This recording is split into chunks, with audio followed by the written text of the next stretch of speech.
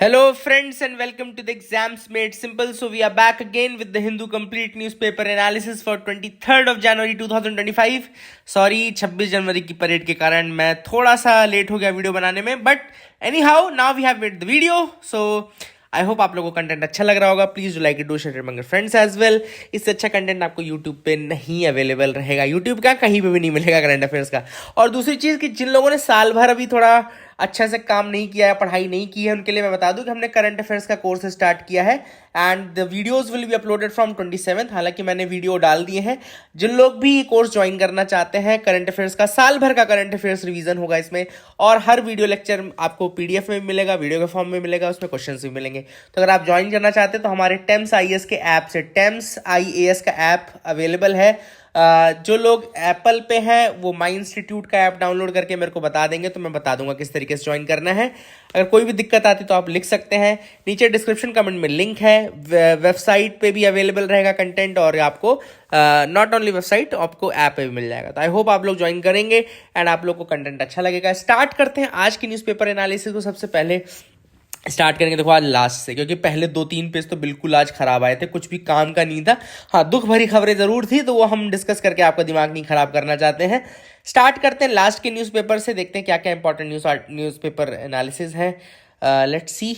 तो सबसे पहले बैक ऑफ द न्यूज़पेपर में भी सबसे पहले boosting gas output while keeping prices lower, tough task for Trump. अब डोनाल्ड ट्रम्प के ऊपर आज 3 पेज डेडिकेटेड थे, लेकिन इस न्यूज़ आर्टिकल में मेरे को एक अपॉर्चुनिटी मिल गई कि एक क्वेश्चन आपका दिखने लगा मुझे इस न्यूज़ आर्टिकल में. Boosting gas output. अब नेचुरल गैस की बात चल रही है, तो भाई इंडिया में भी तो नेचुरल गैस के कुछ सोर्सेज होंगे, तो मैंने सोचा कि क्यों ना आपको नेचुरल गैस के सोर्सेज बता दूं इंडिया में. बाकी इंडिया में 2 तरीके के नेचुरल गैस के सोर्सेज हैं. एक है ऑफशोर गैस फील्ड और दूसरा है ऑनशोर गैस फील्ड्स. ठीक है ना, offshore and onshore gas fields. तो जो ऑफशोर गैस फील्ड होती हैं वो फील्ड्स होती हैं जो पानी के अंदर रहती हैं, और जो ऑनशोर होती हैं वो होती हैं जो लैंड पे रहती हैं. ठीक है ना. तो जो ऑफशोर वाली हैं वो मुंबई हाई बहुत फेमस है महाराष्ट्र में. It is one of the largest oil and gas field in India, Arabian Sea में लोकेटेड है.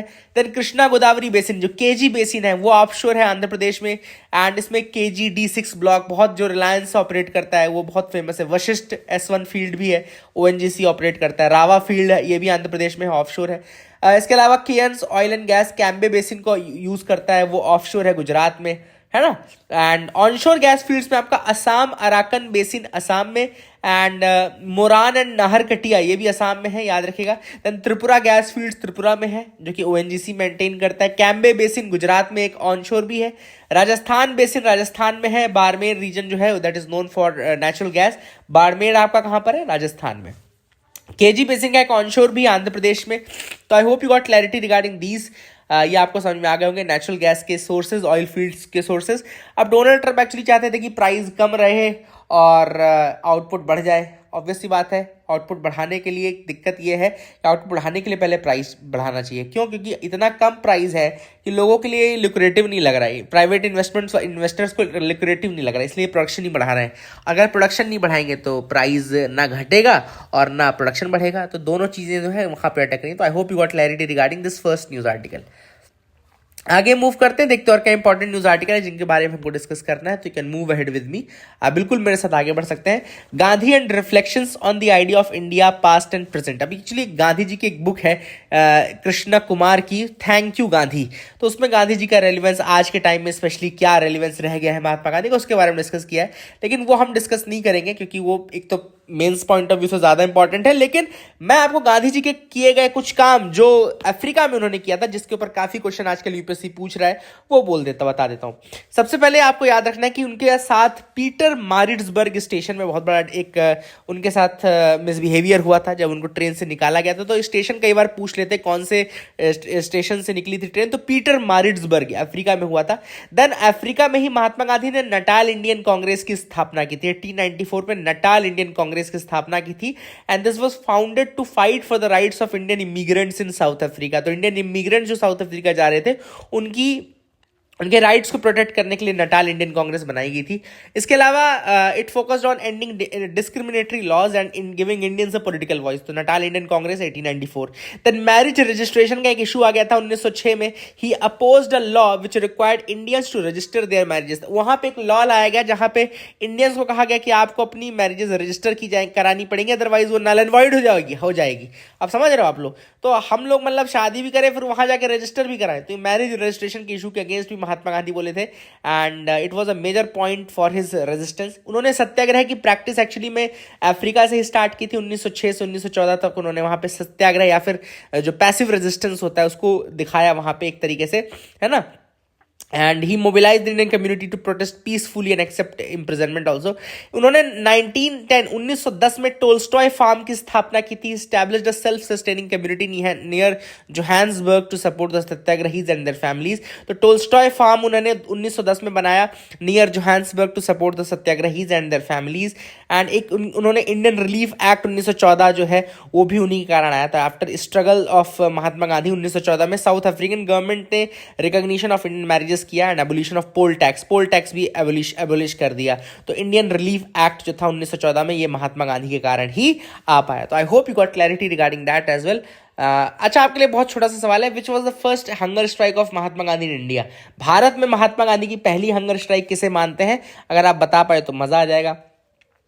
Is the government encouraging cross pathy? अब यहां पे बात चल रहा है कि क्या गवर्नमेंट क्रॉस पैथी को प्रमोट कर रही है।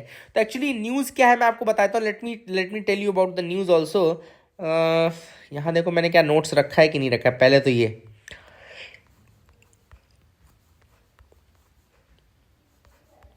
अच्छा चलो यहाँ मैंने नहीं लिखा है, ठीक है कोई बात नहीं, मैं आपको यहाँ से बता देता हूँ।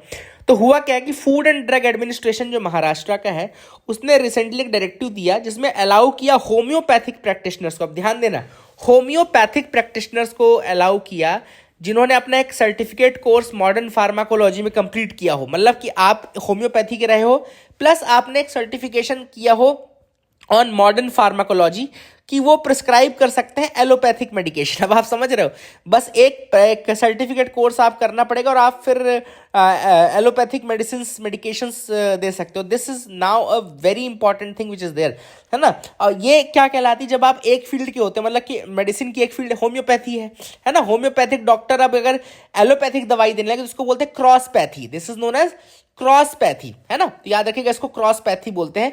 अब इसको ऑलरेडी ये चैलेंज्ड है। 2017 में हुआ क्या था कि Maharashtra medical education and drug department ने एक नोटिफिकेशन इशू किया था जिसमें they allowed the homeopathic practitioner to practice modern medicine, है ना। And as per the notification the doctors who have obtained the licentiate of the court of examiners of homeopathy degree, एक degree हुआ करती थी, जिन्होंने वो डिग्री अचीव की है, they were registered with the Maharashtra medical council and उनको फिर अलाउ किया जाता था कि they can practice modern medicine as well. हालांकि हाई कोर्ट ने इस पे स्टे लगा दिया एंड कहा कि why are you doing this, आप तो इस तरीके से पेशेंट्स को थ्रेट कर रहे हो and how can you allow the patients to be looked after by these doctors, जो कि एक मतलब होम्योपैथिक डॉक्टर है फिर वो एलोपैथी की दवाई दे रहे हैं। तो this is already has been challenged and इसी तरीके से जो फूड एंड ड्रग एडमिनिस्ट्रेशन का भी डायरेक्टिव आया that goes against the very logic of this judgement of the high court, Bombay high court, है ना। तो ये भी सही नहीं है। ऑथर ने वही बोला, लास्ट में यही बोला है कि इस तरीके की जो चीज आप कह रहे हैं, allowing just any cadre of alternative medical practitioners to assume roles and functions of any other will be a recipe for anarchy. मतलब आप किसी भी एक कैडर ऑफ मेडिसिन प्रैक्टिशनर्स को किसी दूसरे कैडर की दवाइयां देने के लिए अगर अलाउ कर दोगे तो this will be a recipe for anarchy. And वो चीज ऑथर ने ये भी यहां बोला कि नहीं अलाउ करना चाहिए था। आगे मूव करते हैं। What is US new rule for exporting AI chips.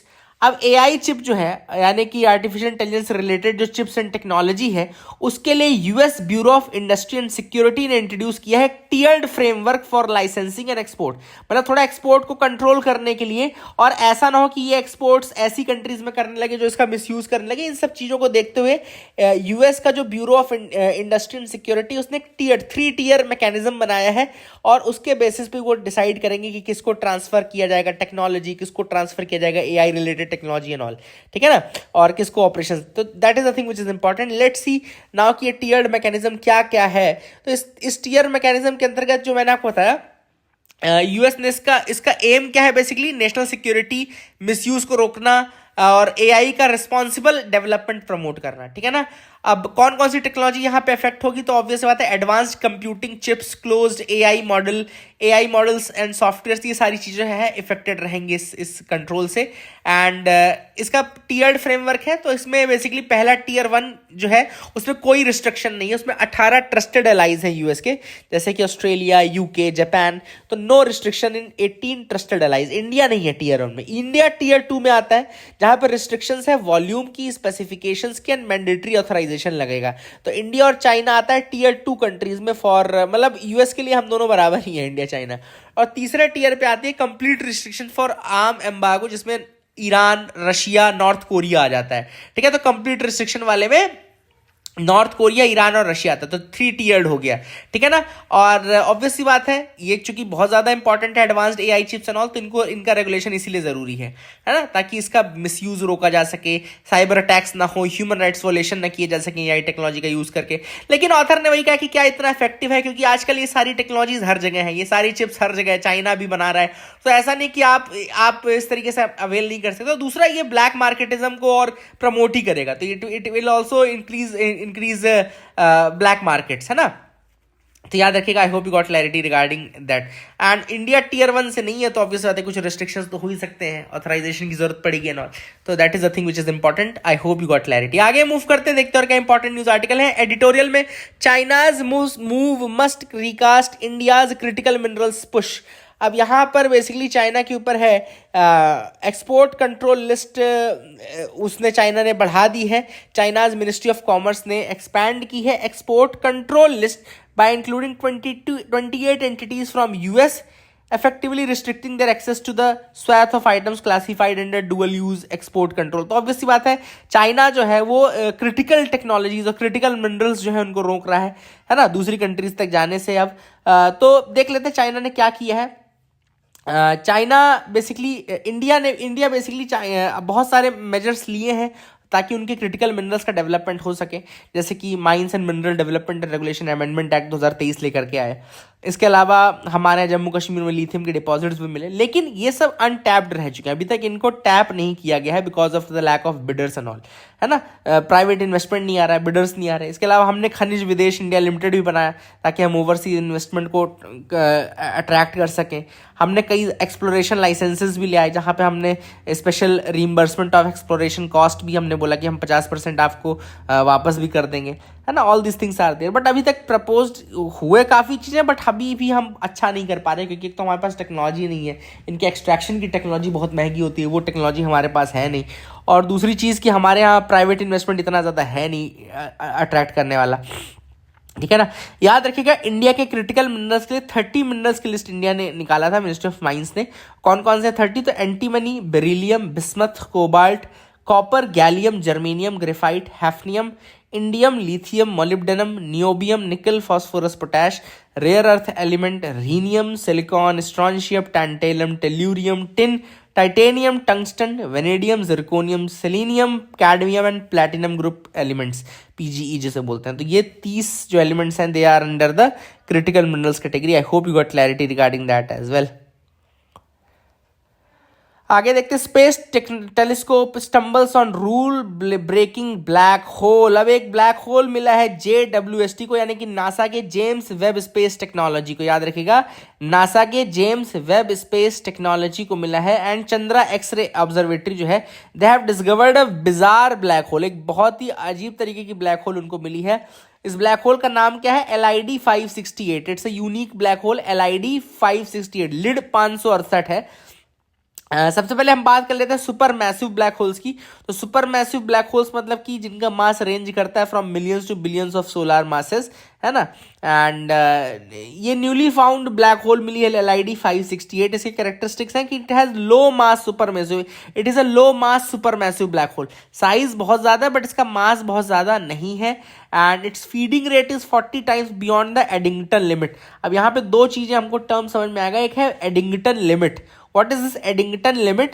तो Eddington limit governs the rate and brightness of black hole feeding based on radiative pressure balancing gravity.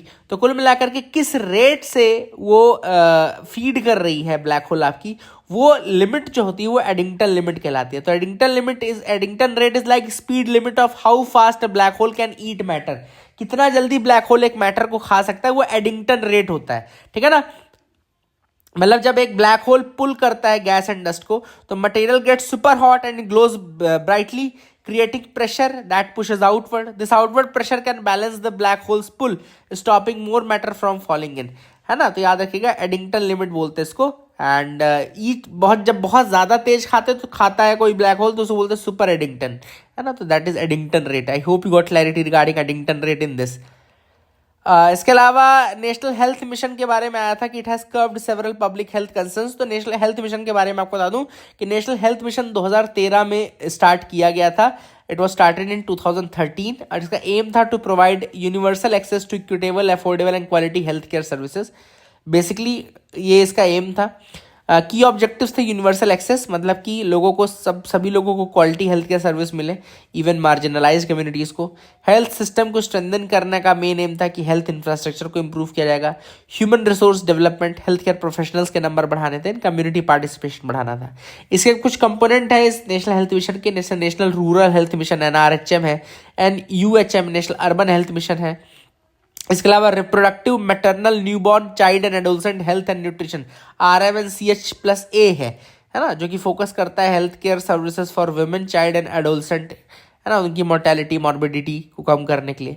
National programme for control of blindness भी है, national vector borne disease control programme भी है, national leprosy eradication programme, national tuberculosis elimination programme, national AIDS control programme, national mental health programme, national programme for prevention and control of cancer, diabetes, cardiovascular disease and strokes and all. तो I hope you got clarity regarding national health mission. इसी के साथ एक और news article आएगा जो है minimum support price के रिगार्डिंग।